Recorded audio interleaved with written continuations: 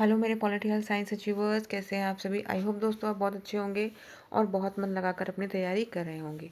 तो दोस्तों, जैसा कि आप सभी जानते हैं कि 16 एंड 17 को हमारा एग्ज़ाम जो है वो होने वाला है और बहुत जल्द ही हमें सारी चीज़ें रिवाइज़ करनी है। तो मैं आपके लिए शॉर्ट में लेकर आई हूँ एक वीडियो, जिसमें दोस्तों हम आज रिवाइज़ करेंगे भारत के सभी प्रधानमंत्री और उनका कार्यकाल, जो कि अभी तक 1947 से लेकर पूरा स्वतंत्रता से लेकर और पूरा पूरा हम लोग को पढ़ेंगे उसको 2014 तक। ठीक है, तो आप उसे अच्छे से याद कर लीजिएगा दोस्तों, क्योंकि यहाँ से क्रम में लगाने के लिए भी सवाल आता है और कार्यकाल के हिसाब से भी पूछा जा सकता है। तो आपको सबके कार्यकाल याद होने चाहिए। तो सबसे पहले देखते हैं दोस्तों किसका कार्यकाल रहा। तो जैसा कि आप जानते हैं कि 1947 में जब भारत आज़ाद हुआ तो एक अंतरिम सरकार का गठन जो है वो किया गया था। तो सबसे पहले जो हमारे प्रधानमंत्री बने वो बने पंडित जवाहरलाल नेहरू। ठीक है, पहले प्रधानमंत्री पंडित जवाहरलाल नेहरू बने। उसके बाद क्या हुआ कि 1952 में 51-52 में फिर से चुनाव हुए और इन चुनावों में फिर से कांग्रेस की जीत हुई दोस्तों। और फिर से पंडित जवाहरलाल नेहरू जो थे वो हमारे देश के प्रधानमंत्री बने और उन्हें हम प्रथम प्रधानमंत्री होने का गौरव जो है उन्हें प्राप्त है। उसके बाद दूसरी लोकसभा के चुनाव हुए दोस्तों, दूसरी लोकसभा के चुनाव हुए और उसमें भी वो विजयी रहे। उसके बाद तीसरी लोकसभा के चुनाव हुए और उसमें भी प्रधानमंत्री जो थे वो जवाहरलाल नेहरू ही बने, लेकिन तीसरा कार्यकाल वो अपना पूरा नहीं कर सके और 1964 में उनकी पद पर रहते हुए मृत्यु हो गई। तो इस प्रकार से देखें अगर तो जो पंडित जवाहरलाल नेहरू थे उन्होंने पहला कार्यकाल, दूसरा कार्यकाल और तीसरा कार्यकाल जो था वो पूरा नहीं हो पाया। तो इस तरीके से 3 बार प्रधानमंत्री बनने वाले प्रधानमंत्री हैं, जो 1947 यानी स्वतंत्र होने से ही, संविधान लागू होने से पहले से ही भारत के प्रधानमंत्री रहे, यानी कि 1947 से लेकर 1966 तक। ठीक है, जब इनकी मृत्यु हो गई दोस्तों 1964 में, तो गुलजारी लाल नंदा जो थे वो कार्यवाहक प्रधानमंत्री के रूप में चुने गए। उन्होंने कार्यवाहक प्रधानमंत्री के रूप में कार्यभार संभाला और कार्यवाहक प्रधानमंत्री के रूप में कार्य करते हुए ये 1964 में 1964 से 1964 तक, यानी कि इतने समय इन्होंने 2-3 महीने का समय इन्होंने यहाँ पे काम किया। उसके बाद हमारे तीसरे जो प्रधानमंत्री बने वो बने लाल बहादुर शास्त्री जी, जो 1964 में बने और 1966 तक ये रहे। अनफॉर्चुनेट रहा दोस्तों कि 1966 में भी 66 में ही अपना कार्यकाल पूर्ण करने से पहले ये एक समझौता करने गए थे। आपको याद होगा दोस्तों कि 1965 में पाकिस्तान ने भारत पर आक्रमण किया था। तो इसी का समझौता करने, जो कि रूस की मध्यस्थता से, उस समय यूएसएसआर था, उस समय यूएसएसआर की मध्यस्थता से एक समझौता हो रहा था। ये करने के लिए कहाँ गए थे? ताशकंद गए हुए थे। ठीक है, ताशकंद गए हुए थे, जहाँ पे इनकी संदिग्ध परिस्थितियों में मृत्यु हो जाती है दोस्तों। तो इस तरीके से ये 2 प्रधानमंत्री हमने देखे, एक जवाहरलाल नेहरू जी और एक हमारे लाल बहादुर शास्त्री जी, जिनका प्रधानमंत्री पद पर रहते हुए जिनका निधन हो जाता है।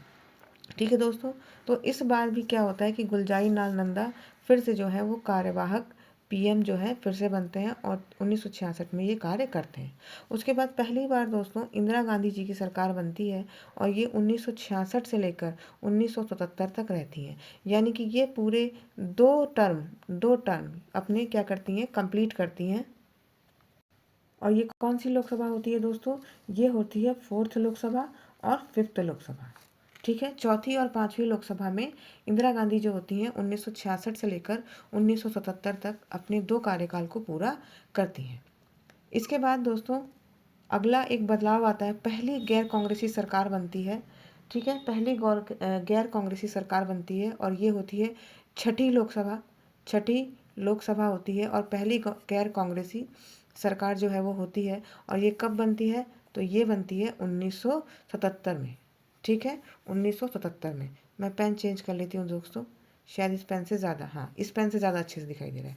तो 1977 में, 1977 से लेकर में ये छठी लोकसभा बनती है। सवाल पूछा जाता है दोस्तों कि सबसे पहली गैर कांग्रेसी सरकार जो थी वो कौन सी बनी थी और इसके प्रधानमंत्री कौन थे? मोरारजी देसाई थे। ये गठबंधन की सरकार थी दोस्तों, बहुत सारे विपक्षी दलों ने मिलकर अपना एक गठबंधन बनाया था और उन्होंने ये लड़ा था।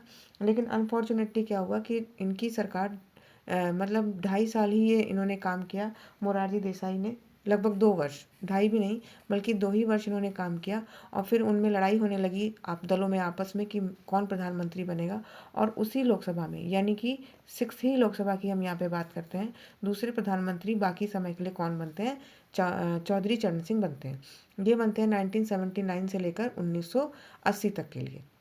लेकिन दोस्तों ये सरकार अपना कार्यकाल 5 वर्ष पूरा नहीं कर पाती है और उससे पहले ही लगभग 3.5-4 साल में ये सरकार जो है वो ये लोकसभा, छठी लोकसभा भंग हो जाती है और फिर से एक बार चुनाव होते हैं दोस्तों। और ये हमारी लोकसभा के चुनाव होते हैं, 7th लोकसभा चुनाव होते हैं, 7वीं लोकसभा के चुनाव होते हैं और इसमें फिर से इंदिरा गांधी जो है वो विजयी होती हैं, पूर्ण बहुमत से विजयी होती हैं। उसके बाद ये 1980 में फिर से प्रधानमंत्री बनती हैं, लेकिन 5 वर्ष पूरे करने से पहले 1984 में, जैसा कि हम सभी जानते हैं दोस्तों, कि इनकी हत्या हो जाती है। ठीक है, तो ये ऐसी तीसरी प्रधानमंत्री हो जाती हैं जिनका कार्यकाल में रहते हुए निधन हो जाता है, परंतु इनकी क्या हो जाती है? कार्यकाल में ही हत्या हो जाती है। ठीक है, उसके बाद हम देखते हैं नवे हमारे कह सकते हैं प्रधानमंत्री। इनका ये प्रधानमंत्री बनते हैं, कौन बनते हैं? राजीव गांधी बनते हैं। और ये कौन सी विधानसभा होती है, सॉरी लोकसभा होती है? ये 8वीं लोकसभा होती है और ये 1984 से लेकर 1979 तक पूरे 5 साल तक अच्छे से काम करती है। ठीक है दोस्तों, उसके बाद फिर से लोकसभा का चुनाव होता है और ये नवी लोकसभा होती है। कौन सी लोकसभा होती है दोस्तों? 9th लोकसभा का चुनाव होता है और इसमें क्या होता है? इस में भी 2 प्रधानमंत्री चुने जाते हैं। एक बनते हैं वीपी सिंह और दूसरे बनते हैं, जब मतभेद हो जाता है दलों में, तो दूसरे प्रधानमंत्री बनते हैं चंद्रशेखर। इन दोनों का कार्यकाल देख लेते हैं दोस्तों। वीपी सिंह का रहता है 89 से 90 तक, 1 वर्ष के लगभग रहते हैं और चंद्रशेखर भी इसी तरीके से 90 से 91 तक 8-9 महीने का कार्यकाल जो है वो इनका रहता है। इस तरीके से अगला देखते हैं। उसके बाद होती है नवी के बाद होती है 10वीं लोकसभा का चुनाव होता है और फिर एक बार कांग्रेस से पीवी नरसिम्हा राव जो हैं वो क्या बनते हैं? प्रधानमंत्री बनते हैं और इनका कार्यकाल पूरा रहता है 1991 से लेकर 1996 तक। 1991 से लेकर 1996 तक ये सरकार भी पूरे 5 साल तक काम करती है। ठीक है, उसके बाद आगे बढ़ते हैं दोस्तों और आगे देखते हैं अटल बिहारी वाजपेयी की सरकार बनती है। ये कौन सी लोकसभा होती है दोस्तों? तो ये लोकसभा होती है 11वीं। और 11वीं लोकसभा में दोस्तों एक नहीं, दो नहीं, बल्कि 3 प्रधानमंत्री बनते हैं।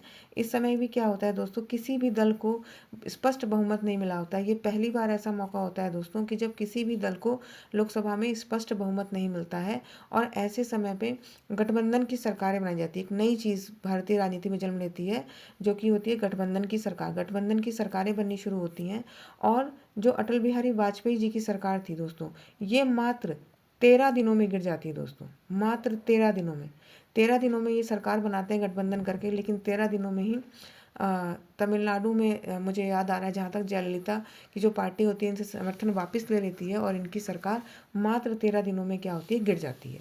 उसके बाद गठजोड़ करके किसी तरीके से HD देवेगौड़ा को यहाँ पे प्रधानमंत्री बनाया जाता है उसके बाद, और ये 1996-97 से 9-10 महीने काम करते हैं। उसके बाद यहाँ फिर मतभेद हो जाता है गठबंधन आप दलों में आपस में, और यहाँ पे फिर क्या होता है? IK गुजराल यानी कि इंद्र कुमार गुजराल को PM यहाँ पे बनाया जाता है और ये 1997 से लेकर 1998 तक काम करते हैं दोस्तों। ठीक है, एक्चुअल में क्या होता था ना, जब गठबंधन की सरकार बनती थी तो इसमें कई सारी पार्टियां होती थी, तो हर पार्टी ये चाहती थी कि मेरी पार्टी का जो कैंडिडेट हो वो प्रधानमंत्री बने। तो ऐसे में आपस में हितों में टकराव होने लगते थे और ये एक तरीके से कह सकते हैं कि हमें अस्थिरता का माहौल हमें यहाँ पे कुछ सालों देखना पड़ता है। जब हमारी किसी भी पार्टी को गठबंधन की सरकार बनती है, किसी पार्टी को पूर्ण बहुमत नहीं मिलता है, ये सारी चीज़ें होती हैं। फिर उसके बाद हम देखते हैं अगली लोकसभा का चुनाव, और ये कौन सी लोकसभा होती है दोस्तों? तो ये बनती है 12वीं लोकसभा। 12वीं लोकसभा होती है दोस्तों और इसमें क्या होता है? अटल बिहारी वाजपेयी जी फिर से एक बार प्रधानमंत्री बनते हैं, यानी कि दूसरी बार बनते हैं। और यहाँ पे बहुत इंटरेस्टिंग चीज़ है दोस्तों कि जब ये पहली बार प्रधानमंत्री बनते हैं तो 13 दिन के लिए बनते हैं। जब ये दूसरी बार प्रधानमंत्री बनते हैं तो ये 13 महीने के लिए बनते हैं। फिर से एक बार 13 महीने के लिए इनकी सरकार जो है वो बनती है 1998 से लेकर 2004 तक। एक मिनट दोस्तों, हाँ, नहीं, ये इसमें इन्होंने एक में मिक्स कर दिया है, मैं बताती हूँ। इसमें क्या होता है, ये 1998 में इनकी सरकार बनती है और ये मात्र 13 महीने की सरकार बनती है दोस्तों। 13 मंथ के लिए ये सरकार बनती है और 13 महीने में ही 12वीं लोकसभा जो है वो भंग हो जाती है। यानी कि पहली बार ये 13 दिन के लिए बने, अगली बार ये 13 महीने के लिए बनते हैं। उसके बाद दोस्तों अगली लोकसभा का चुनाव होता है और वो होता है 13वीं लोकसभा का चुनाव। 13वीं लोकसभा का चुनाव होता है और इस बार फिर से प्रधानमंत्री कौन बनते हैं, इस बार फिर से 13वीं लोकसभा के लिए 13वीं लोकसभा के लिए प्रधानमंत्री फिर से बनते हैं अटल बिहारी वाजपेयी। ठीक है, और ये 1999 में होता है। ये कब होता है दोस्तों, 1999 में होता है और 1999 से लेकर 2004 तक ये पूरे 5 वर्षों का अपना कार्यकाल पूरा करते हैं। ठीक है, यानी कि एक बार 13 दिन के लिए बने, फिर 13 महीने के लिए बने, उसके बाद पूरे 5 वर्षों के लिए ये भारत के प्रधानमंत्री बनते हैं। ये वही दौर है दोस्तों जहाँ से जो सरकारें हैं गठबंधन की, उस तरीके का दौर शुरू हो चुका है। अब यहाँ से बीजेपी और कांग्रेस और ये सारी छोटी छोटी पार्टियाँ, ये नहीं होगा, बल्कि यूपीए और एनडीए, ठीक है, अलायंस बन जाते हैं। इनमें क्या होता है दोस्तों, बहुत सारे छोटे छोटे दल जो कांग्रेस को समर्थन करते थे वो कांग्रेस के साथ मिलकर यूपीए बना लेते हैं और बहुत सारे छोटे छोटे दल जो कि बीजेपी को समर्थन करते थे वो आपस में मिलकर एनडीए बना लेते हैं और ये लोग साथ में एक साथ चुनाव लड़ते हैं और इस तरीके से लोकसभा में एक बार फिर से स्थिरता का जो समय है वो शुरू होता है।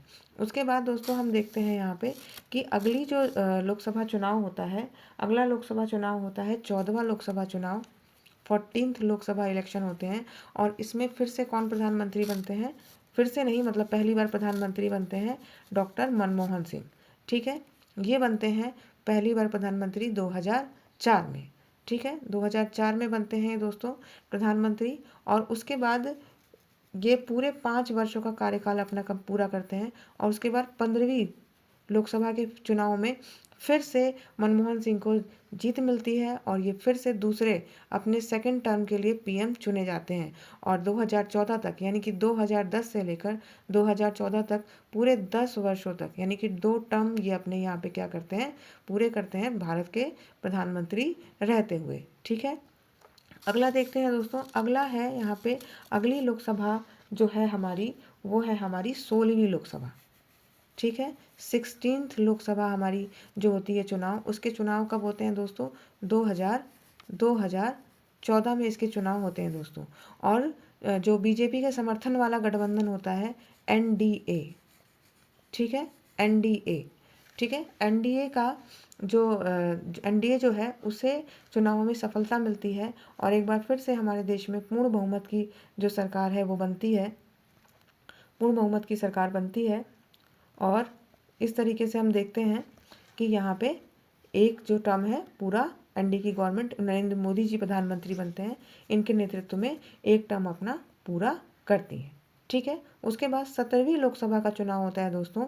17वीं लोकसभा का चुनाव होता है 2019 में।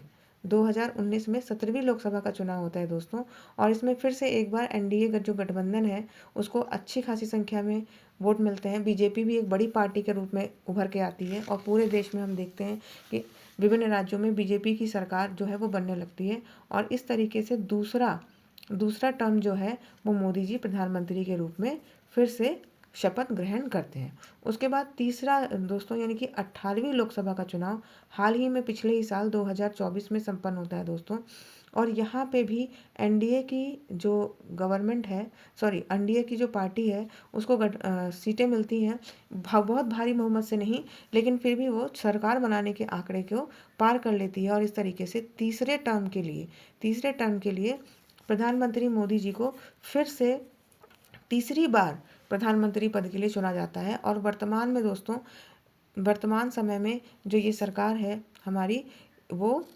ये काम कर रही है। तो इस तरीके से हम देख सकते हैं तो नरेंद्र मोदी जी लगातार 2014 से पीएम पद पर हैं, भारत में पीएम पद पर हैं और ये इस बार तीसरी बार पीएम पद पर कार्यरत हैं। ठीक है दोस्तों, तो आई होप दोस्तों यहाँ तक आपको काफ़ी सारी चीज़ें क्लियर हो गई होंगी। मैंने एक वीडियो में सारी इन्फॉर्मेशंस को कंसाइज करने की कोशिश जो है वो की है। एक इम्पॉर्टेंट बात मैं आपको यहाँ पे और बता दूँ कि जो नरेंद्र मोदी हैं ये कौन से क्रम के प्रधानमंत्री हैं।